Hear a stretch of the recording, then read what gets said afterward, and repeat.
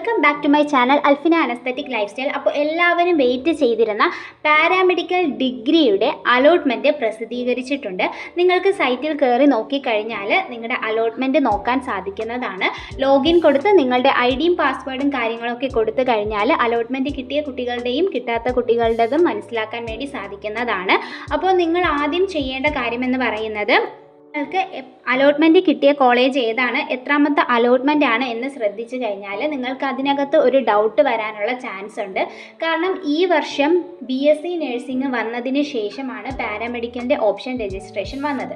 അതായത് കഴിഞ്ഞ വർഷത്തെ പോലെ 2024 പോലെ അല്ലായിരുന്നു, 2025 നമുക്ക് ഒരു സെപ്പറേഷൻ വന്നിരുന്നു. അതായത് BSc നഴ്സിംഗിൻ്റെ ഓപ്ഷൻ രജിസ്ട്രേഷൻ സെപ്പറേറ്റും അത് കഴിഞ്ഞിട്ട് പാരാമെഡിക്കലിൻ്റെ സെപ്പറേറ്റുമാണ് വന്നിരുന്നത്.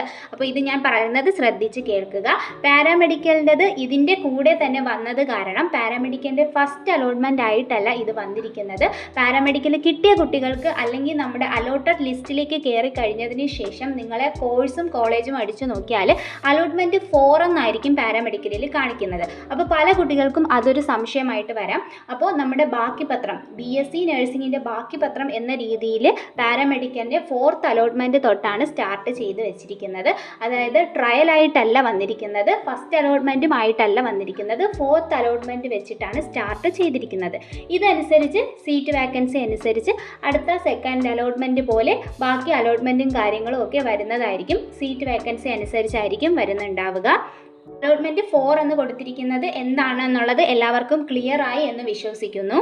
അപ്പോൾ അലോട്ട്മെൻറ്റ് കിട്ടിയ കുട്ടികൾ ഇനി വരുന്ന ദിവസങ്ങളിൽ, അതായത് ഓഗസ്റ്റ് 30 മുന്നേ തന്നെ നിങ്ങളുടെ ടോക്കൺ ഫീ അടച്ചതിന് ശേഷം നിങ്ങൾക്ക് ഓഗസ്റ്റ് 30 തന്നെ അഡ്മിഷൻ എടുക്കാൻ സാധിക്കുന്നതാണ്.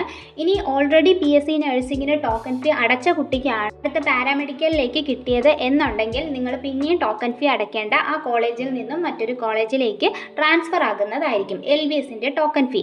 പക്ഷേ അഡ്മിഷൻ എടുത്ത ഫീസ് ട്രാൻസ്ഫർ ആകില്ല, അത് നിങ്ങളുടെ ബാങ്ക് അക്കൗണ്ടിലേക്കായിരിക്കും വരുന്നുണ്ടാവുക. അതുപോലെ നിങ്ങളുടെ ഒറിജിനൽ ഡോക്യുമെൻറ്റ്സും നിങ്ങൾ ഓൾറെഡി അഡ്മിഷൻ എടുത്ത കുട്ടികളാണ് എന്നുണ്ടെങ്കിൽ നിങ്ങൾ ഓൾറെഡി അഡ്മിഷൻ എടുത്ത കോളേജിൽ പോയി തിരിച്ച് നിങ്ങൾ വാങ്ങിയതിന് ശേഷം അടുത്ത കോളേജിലേക്ക് അഡ്മിഷൻ എടുക്കാൻ വേണ്ടി കൊടുക്കേണ്ടതാണ്. ഇപ്പോൾ ഒരു അലോട്ട്മെൻറ്റിനും വരാത്ത കുട്ടികൾ നെക്സ്റ്റ് അലോട്ട്മെൻറ്റിന് വേണ്ടി വെയിറ്റ് ചെയ്യുക. നെക്സ്റ്റ് LBSൻ്റെ സർക്കുലർ വരുമ്പോൾ മാത്രമേ എപ്പോഴാണ് അലോട്ട്മെൻറ്റ് നമുക്ക് അറിയാൻ സാധിക്കുകയുള്ളൂ.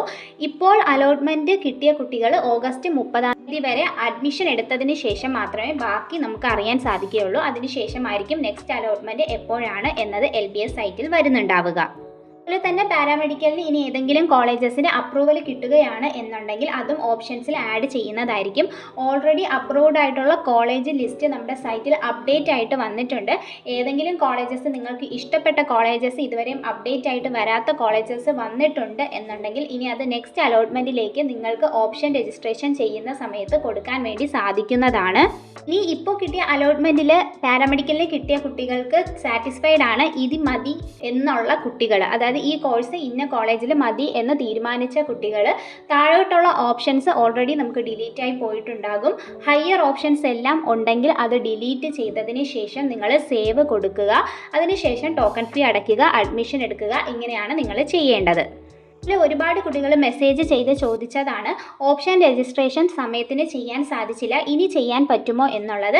ഇതിനെ പറ്റിയിട്ടുള്ള ഡീറ്റെയിൽസ് നമുക്ക് LBSൽ നിന്നും കിട്ടുന്നതനുസരിച്ച് ചാനലിലൂടെ അപ്ഡേറ്റ് ചെയ്യുന്നതായിരിക്കും.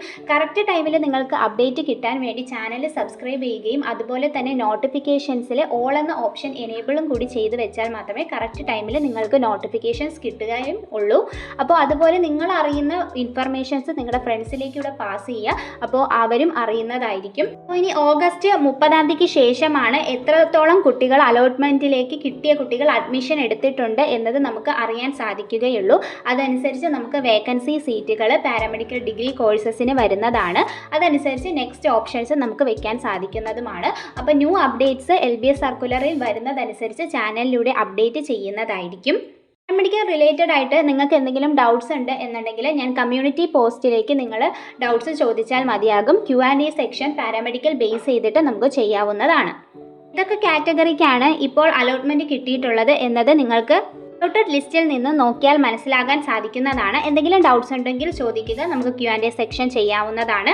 അപ്പോൾ ഇതുപോലുള്ള അപ്ഡേറ്റ്സിന് വേണ്ടി നമ്മുടെ ചാനൽ ഒന്ന് സബ്സ്ക്രൈബ് ചെയ്യുക. കാര്യങ്ങളെല്ലാം മനസ്സിലായിട്ടുണ്ടെങ്കിൽ ലൈക്ക് ചെയ്യുക, അതുപോലെ ഹൈപ്പ് ചെയ്യുക, നിങ്ങളുടെ ഫ്രണ്ട്സിലേക്ക് ഷെയർ ചെയ്ത് കൊടുക്കുക. നെക്സ്റ്റ് അപ്ഡേറ്റുമായിട്ട് നമുക്ക് ഉടനെ തന്നെ കാണാം. അതുവരേക്കും ഓക്കെ, ബൈ, താങ്ക് യു.